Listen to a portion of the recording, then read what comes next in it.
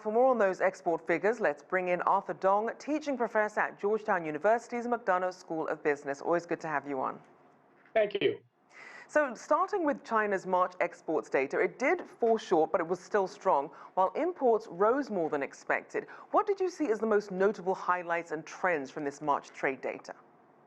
Certainly, it's a remarkable figure, given the fact that the world economy has been stuck in a COVID-induced hibernation.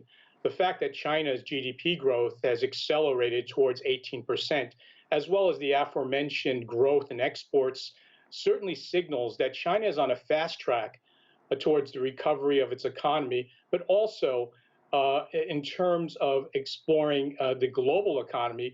Both the United States and the EU seem to be coming out of hibernation as well. So then what are we hearing about exporters' concerns about commodity prices and supply shortages? One of the things as a result of all this global stimulus, fiscal stimulus being injected into economies around the world, particularly the $1.8 trillion protection program introduced in the United States, this is having the effect of increasing inflation across the broad spectrum of commodities. And so as a result, you're seeing chip shortages in the electronic space as a result of the fire in Taiwan. And certainly for commodities such as aluminum, iron ore, and copper, as well as certain agricultural commodities, we're starting to see an uptick in inflation. And this perhaps is one of the headwinds that China is going to be confronting in the months ahead. And we certainly do have to put all this in the context of a very distorted year last year due to COVID. So what data and methods should we really be monitoring to get the most accurate gauge of the pandemic economic recovery in China? Yeah, I think export trade flows in terms of those overall figures certainly indicates robust demand for the types of products that are being produced in China, but it also signals that demand is starting to find restoration in the developed economies around the world.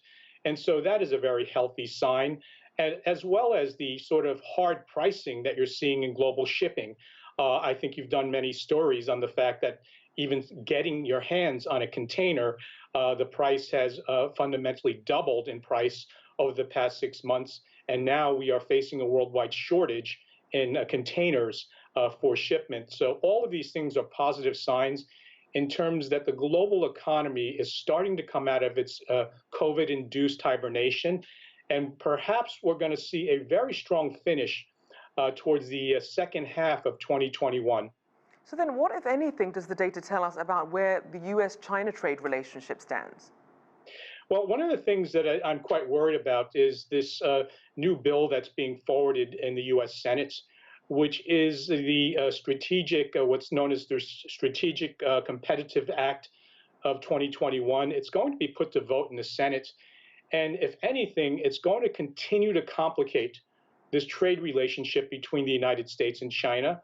It will formally codify and enact every branch and level of the U.S. federal government in terms of coming up with a unified policy and set of directives in terms of confronting this relationship between the United States and China, and perhaps taking a look and enacting legislation that will, in a sense, reposition the United States so that it is going to be in a better position to, in a sense, deal with the competitive pressures it's facing from China. So then, as other countries' factories regain steam as well, slowly and surely, what does that mean for China and foreign demand in the coming months?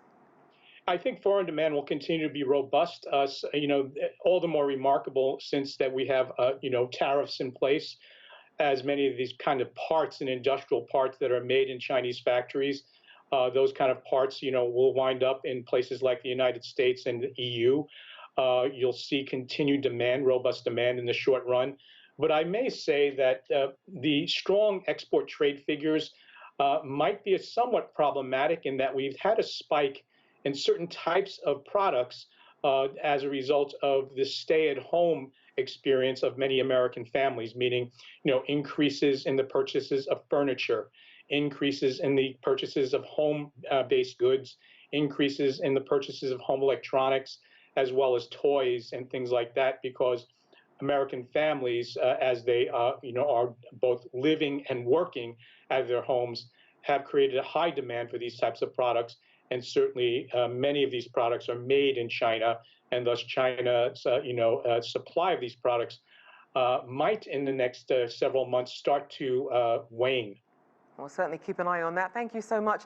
Arthur Dong there, teaching professor at Georgetown University's McDonough School of Business.